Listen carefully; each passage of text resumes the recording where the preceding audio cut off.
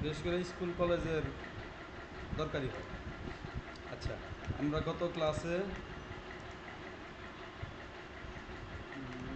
স্টুডস Hunter নামে না,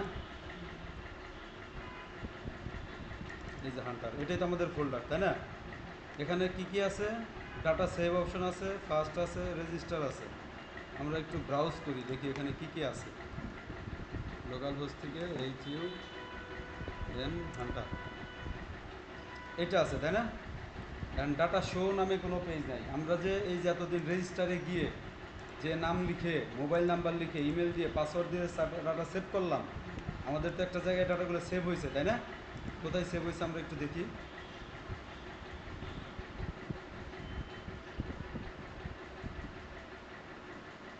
এখানে সেভ হয়েছে, তাই না? এই যে স্টুডেন্ট নামক, কোথায় সেভ করছি আমরা? স্টুডেন্ট না রেজিস্টারে? রেজিস্টারে করছি মনে হয়, তাই না? এই যে রেজিস্টার টেবিলের ডাটাগুলোকে আমরা সেভ করছি। না, একটু সেভ করে দেখি তো কোথায় সেভ হয়। নাম দিলাম বানু, মোবাইল নাম্বার দিলাম, ইমেল আইডি দিলাম, পাসওয়ার্ড দিয়ে সেভ করলাম। এই যে নিউ রেকর্ড সাকসেসফুলি সেভ হয়েছে। এটা কোথায় গেছে একটু দেখি আমরা। এটা রেজিস্টার টেবিল আসছে। কোথায় আসছে?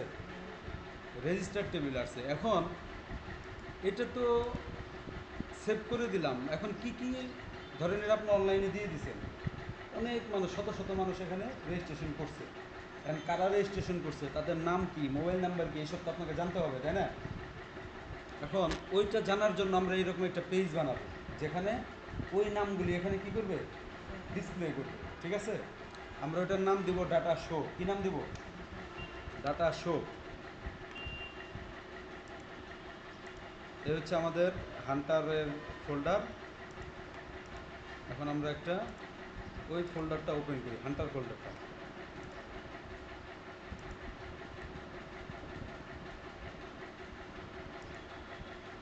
ওপেন করছি। আমাদের এই রেজিস্টার আছে এবং ডাটা সেভ আছে, তাই না? এখন আমরা নতুন একটা পেজ বানাবো। পেজের নাম কি দিব?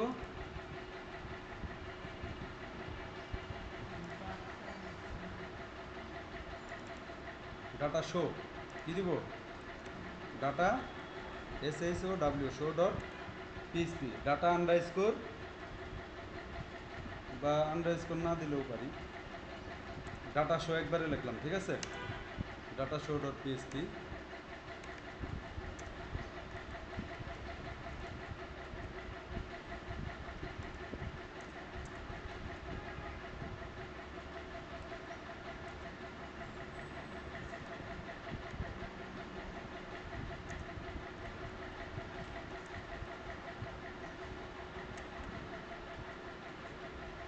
আমরা ডাটা শো করাবো এখানে। ঠিক আছে, কি কি ডাটা শো করাবো দেখি। আমরা পেজটা একটু ব্রাউজ করি।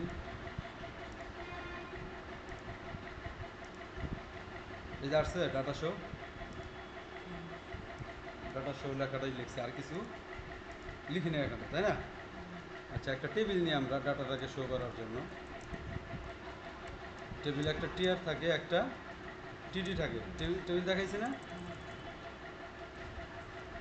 আচ্ছা, প্রথম টিডিতে থাকবে ধরেন সিরিয়াল নাম্বার বা আইডি। ঠিক আছে, আইডি যেটা থাকে ওইটা। এরপরে থাকবে হচ্ছে নেম। কি থাকবে? নেম। এরপরে থাকবে হচ্ছে মোবাইল। আর কি কি আছে ওখানে তথ্য? নেম, মোবাইল, ইমেল আর পাসওয়ার্ড আছে, তাই না? তাহলে থাকবে ইমেল এবং পাসওয়ার্ড। ক্লিয়ার? আচ্ছা, তাহলে আমরা এই টেবিলের একটা ওয়াইড দিই। এই টেবিলটা ওয়াইড হবে ধরেন, কয়টা জিনিস আছে, 1 2 3 4 6টা। আমরা 800 পিক্সেল ওয়াইড দিলাম। ঠিক আছে, এর অ্যালাইন সেন্টার করে দিলাম, মানে মাঝখানে দেখাবে। ঠিক আছে, এর একটা বর্ডার দেয়, না হলে বোঝা যাবে না। বর্ডারটা 1 করে দিলাম। আসছে টেবিল, এখানে আইডি শো করবে, এখানে নেম শো করবে, মোবাইল শো করবে, ইমেল শো করবে, পাসওয়ার্ড শো করবে। কিন্তু টেবিলের বর্ডারটা মোটা হয়ে গেছে, তাই না? এটাকে একটু চিকন করে দেই। এটাকে বলা হয় সেল স্পেসিং। সেল স্পেসিংটাকে 0 করে দিলাম।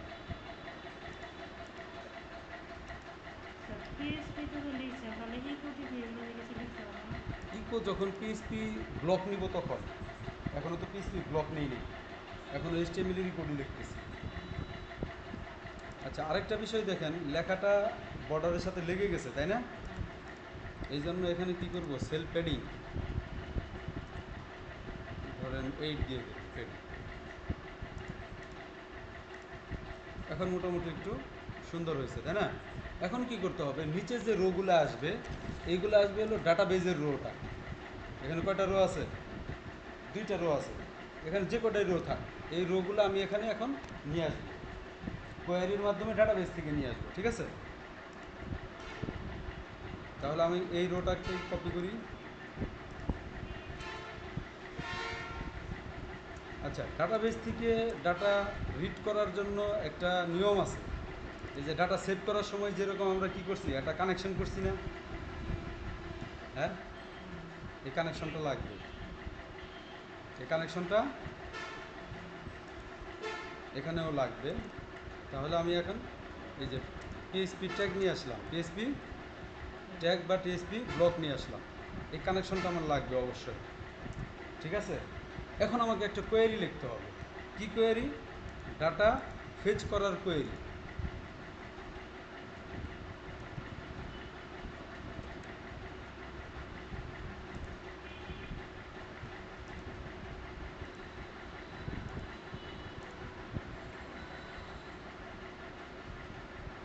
সেই কোয়েরিটা কেমন হয়? এই যেরকম হয়।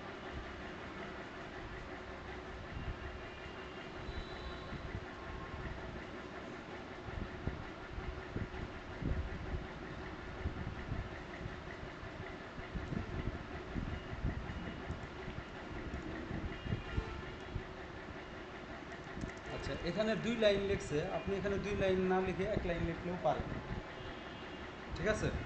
সেটা কিভাবে? যেমন দেখেন, লাইনটাকে একটু আলাদা আলাদা করে দিই বোঝার জন্য। প্রথমটা তো আমরা ডাটাবেজের সাথে কানেক্ট হয়েছি, তাই না? প্রথমটা কি হয়েছি? ডাটাবেজের সাথে। এই যে আমাদের ডাটাবেজ, এই ডাটাবেজের সাথে কানেক্ট হয়েছে, ঠিক আছে? হ্যাঁ, মানে তার সাথে একটা কানেকশন হবে, ডাটা যাবে, ডাটা ওইখান থেকে আসবে, দুইটাই হবে। না, এই কানেকশন না দিলে ওই ডাটাবেজের সাথে কানেকশন হইতো না, বা ডাটা আদান প্রদান করতে পারতাম না। আচ্ছা, এরপরে দেখেন, সে এসকিউএল নামে একটা ভেরিয়েবল নিছে। এখানে বলতেছে সিলেক্ট, আমরা সিলেক্ট এতগুলা দিব না, আমরা শুধুমাত্র আপনি যদি এই এটাকে কি বলে, স্টার চিহ্ন। স্টার চিহ্ন মানে অল, মানে ডাটাবেজের যা আছে একটা টেবিলের সব কিছু এখানে আসবে। ফ্রম, আমাদের ডাটাবেজের নাম হান্টার, কিন্তু টেবিলের নাম কি মনে আছে? টেবিলের নাম হলো রেজিস্টার। টেবিলের নাম কি? রেজিস্টার। তাহলে এখানে রেজিস্টার লিখে দিতে হবে। তাহলে আমি কি বললাম, সিলেক্ট অল ফ্রম রেজিস্টার, ঠিক আছে? এখন এই কথাটা আমি রেখে দিলাম রেজাল্টের মধ্যে এখানে, কিন্তু তা না করে আমি যদি এই কথাটাই কাট করে আইনা এখানে বসায় দেই, তাহলে একই কাজই করবে। তাহলে আমার আর এই জিনিসটার দরকার নেই, ঠিক আছে? আমি একটা রেজাল্ট নিচ্ছি কোথা থেকে? এই কানেকশন থেকে একটা রেজাল্ট নিচ্ছি। কোথা থেকে নিচ্ছি? কানেকশন থেকে একটা রেজাল্ট নিচ্ছি। এখন এই কানেকশনের মধ্যে কি রেজাল্ট নিব, সে একটা কোয়েরি করবে। কি করবে? কোয়েরি করবে। কোয়েরিটা কি? Select all from register. তার মানে হচ্ছে রেজিস্টার টেবিলে যা আছে সব কিছু আইনা সে রেজাল্টের মধ্যে রাখবে। ক্লিয়ার? মানে আমার এই রেজিস্টার টেবিলে যা কিছু আছে, এনে তো 2টা লাইন আছে, এখানে যদি 2 কোটি লাইনও হয়, ধরেন আপনি এটা অনলাইনে রেজিস্ট্রেশনের জন্য ওপেন করে দিয়েছেন, 2 লাখ মানুষ রেজিস্ট্রেশন করছে, কত জন? 2 লাখ। হ্যাঁ, ওই 2 লাখ ডাটাই এই রেজাল্টের মধ্যে চলে আসবে। মানে ওই টেবিলে যা ডাটা আছে সব ডাটা, এখন তো 2টা আছে, যদি ওখানে 200 হয় তাও এই রেজাল্টের ভিতরে আসবে। মানে ওই টেবিলে, এই রেজিস্টার টেবিলে যা ডাটা আছে সব ডাটা কোয়েরি করে আমি রেজাল্টের মধ্যে রাখলাম। কোথায় রাখলাম? ক্লিয়ার? এটুকু তো বুঝছেন। প্রথমে ডাটাবেজের সাথে কানেকশন করলাম, এরপর আমি একটা রেজাল্ট নিলাম, যেই রেজাল্টের মধ্যে ডাটা থাকবে কিসের মাধ্যমে? এই কানেকশনের মাধ্যমে। ডাটাগুলো আনবো কিসের মাধ্যমে? এই কানেকশনের মাধ্যমে। এই হান্টার টেবিল থেকে আসবে, কারণ সব কিছু তার এক লাইনে লেখা সম্ভব না। আচ্ছা, কি আনবে? কোয়েরি করতেছে সে, তাকে বললাম যে তুমি কোয়েরি করো। কি কোয়েরি করো? সিলেক্ট অল, মানে তুমি সব কিছু নিয়ে আসো ফ্রম রেজিস্টার। রেজিস্টার টেবিল থেকে সব কিছু নিয়ে আসো, কিন্তু এই রেজিস্টার টেবিলটা কোথায় আছে? কানেকশনে আছে। এই কানেকশনের মধ্যে বলা আছে রেজিস্টার টেবিলটা আছে কোথায়? হান্টার ডাটাবেজে আছে। ঠিক আছে? ধরেন আপনি একজনকে বললেন যে 4 তলার 5 নাম্বার আলমারি থেকে যা কিছু খাতা টাতা আছে ওগুলো নিয়ে আসো। বুঝছেন জিনিসটা? যে আমরা তো 4 তলায় আছি, তুমি 5 তলায় যাও, 4 নাম্বার ডয়ারে যা আছে সব কিছু নিয়ে আসো। ওই রকমই একটা কথা, যে আমি একটা রেজাল্ট কানেকশনকে বললাম যে হান্টার ডাটা বেজে যাও, ওইখানে রেজিস্টার টেবিলে যা আছে আইনা রেজাল্টের মধ্যে রাখো। ক্লিয়ার? আচ্ছা, এখন এই রেজাল্টের মধ্যে তো সব কিছু আছে, আমাকে তো লাইন বাই লাইন দেখতে হবে। নামের সাথে যে মোবাইল নাম্বার আছে ওইটাই দেখতে হবে। সব নাম একদিকে, সব মোবাইল নাম্বার একদিকে, তাহলে তো আমি বুঝবো না কোন নামের কোন মোবাইল নাম্বার। বুঝবো কোন নামের কোন পাসওয়ার্ড, এটা বুঝবো? বুঝবো না। তাহলে আমাকে কি করতে হবে? লাইন বাই লাইন দেখতে হবে। কি দেখতে হবে? Line by line. এই জন্য আমাকে একটা লুপ চালাইতে হবে। কি চালাইতে হবে? লুপ। লুপ আমরা মনে হয় প্রথমে এর আগে দেখছিলাম, তাই না? আচ্ছা, লুপটা কিভাবে চালাবো? এই যে এটাই হলো আমার লুপ, এটাকে বলা হয় হোয়াইল লুপ। কি লুপ? একটা লুপ চালাইলাম। লুপে বললাম যে হোয়াইল লুপ, ফল লুপ যেরকম ওইরকম হোয়াইল লুপ। এখানে আবার আমি একটা ভেরিয়েবল নিলাম রো নামে, লাইন বাই লাইন আনবো। কি আনবো? Line by line. এই রোর মধ্যে কি রাখলাম? রেজাল্টের ফেচ অ্যাসক। ঠিক আছে? অ্যাসক এটা হলো একটা কিওয়ার্ড। ফেজ অ্যাসক এটা কি? এটা হচ্ছে একটা এই ল্যাঙ্গুয়েজের পিএইচপির একটা কিওয়ার্ড। ঠিক আছে? এটা দিলে কি হবে? সে রো বাই রো আমাকে আইনে দেখাবে, একটা একটা করে রো দেখাবে। ক্লিয়ার? এখন এখানে যে সেকেন্ড ব্র্যাকেট শুরু করছি, এই সেকেন্ড ব্র্যাকেটটা আমাকে এখানে শেষ করতে হবে, কিন্তু এখানে শেষ করবো না। এই সেকেন্ড ব্র্যাকেটটা আমি শেষ করব আমার এই টেবিলের রোর পরে, কারণ আমি একটা নাম এখানে দেখব, আইডি এখানে দেখব, মোবাইল নাম্বার দেখব, ইমেল দেখব, পাসওয়ার্ড দেখব, এরপর আমি লুপ শেষ করব। ঠিক আছে? লুপ শুরু হয়েছে এখানে সেকেন্ড ব্র্যাকেট দিয়া, আমি লুপটা এই পাশে গিয়ে শেষ করে দেব। লুপ শেষ করার জন্য আমাকে পিএইচপি ব্লক নিতে হবে। পিএইচপি ব্লক না নিলে আমি আবার লুপটা শেষ করতে পারবো না, কারণ এই যে পিএইচপি ব্লক শুরু, পিএইচপি ব্লক শেষ, মাঝখানে এইচটিএমএল কোড। ঠিক আছে? এখন এখানে লুপ শুরু হয়েছে, কারণ রোর সব ডাটা দেখার পরে আমি লুপটা শেষ করব। ঠিক আছে? তাহলে আমি আইডিটা দেখব। আইডিটা কোথায় আছে? এখানে আইডিটা আইডি নামে আছে। কি নামে আছে? আইডিটা আইডি নামে আছে। তাহলে আমি এখানে বলে দেই পিএইচপি ইকো $সাইন এই যে রো, এই রোর মধ্যে কাকে দেখবো? আমি আইডিকে দেখব। ঠিক আছে? দেখি আইডিটা আসে কিনা। এই যে আসছে তো, 1 2 আসছে না? কিন্তু নেম নেম মোবাইল লেখা আছে, আমরা ওগুলো চেঞ্জ করিনি। তাহলে এটাকে আমি কপি করি। নেমের জায়গাতে কি দেখব? নেমটা দেখব। মোবাইলের জায়গাতে মোবাইল দেখব। ইমেলের জায়গাতে ইমেল দেখব। পাসওয়ার্ডের জায়গাতে পাসওয়ার্ড দেখব।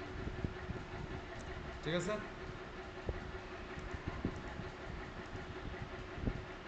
আসছে ডক্টর হাসান, এই যে বানু, হাসানের মোবাইল নাম্বারে বানুতে এই নাম্বার দিছি আমরা, হাসানের ইমেল আইডি এই, বানুর ইমেল আইডি এই, পাসওয়ার্ড এই। এখন ধরেন আমরা নতুন আরেকটা রেজিস্টার করি। আপনার নাম বলেন? হ্যাঁ, রাফিজা। ধরেন মোবাইল নাম্বার দিয়ে দিলাম, ঠিক আছে, ইমেল দিলাম rafiza@gmail.com, পাসওয়ার্ড দিয়ে দিলাম 998877555655, হয়েছে সাকসেস। তাহলে আমরা কোথায় যাব এখন? এই যে ডাটা শোতে যাই, চলে আসছে রাফিজা। এইভাবে লিখলে এখানে শো করবে এটা। হ্যাঁ, এখন এটা তো এই কাজটা করার পর এটা ধরেন অনলাইনে দিয়ে দেওয়া হবে। এখন কেউ চাচ্ছে যে সে একটা এই অ্যাপ্লিকেশন নিবে, কি নিবে? আমরা অনলাইনে বিভিন্ন রেজিস্ট্রেশন করি না অনেক সময়, অনেক জায়গায় রেজিস্ট্রেশন করি না। কোম্পানি কি বলে যে ভর্তির জন্য আবেদন এখানে করুন, চাকরির জন্য আবেদন এখানে করুন, করি না এরকম? ওরা কী করে, এরকম একটা ফর্ম বানিয়ে অনলাইনে দিয়ে দেয়। তখন আমরা কী করি, নামগুলোকে রেজিস্ট্রেশন করি, তখন তারা এইভাবে দেখতে পায় যে কে রেজিস্ট্রেশন করছে, তার মোবাইল নাম্বার কী, তার ঠিকানা কী, তার শিক্ষাগত যোগ্যতা কী, তার ছবি কী, সব এখানে দেওয়া থাকে, তারা ওইভাবে দেখতে পায়। দেখে তখন দেখে যার যার অ্যাড্রেস অনুযায়ী তার ইন্টারভিউর সিট করা, বুঝলেন নাই? এই হলো সিস্টেম। এইটাই নেটওয়ার্কের কাজ। এটা হলো ডাটা। আমরা ডাটাবেজের দুইটা কাজ দেখলাম, একটা হলো ডাটা সেভ করা, আরেকটা হলো ডাটা রিড করা বা দেখা, শো করা। এই দুইটা কাজ দেখছি আমরা। ডাটাবেজের আরও দুইটা কাজ আছে, সেটা হলো আপডেট এবং ডিলিট। তো আজকে এটুকু থাক নাকি?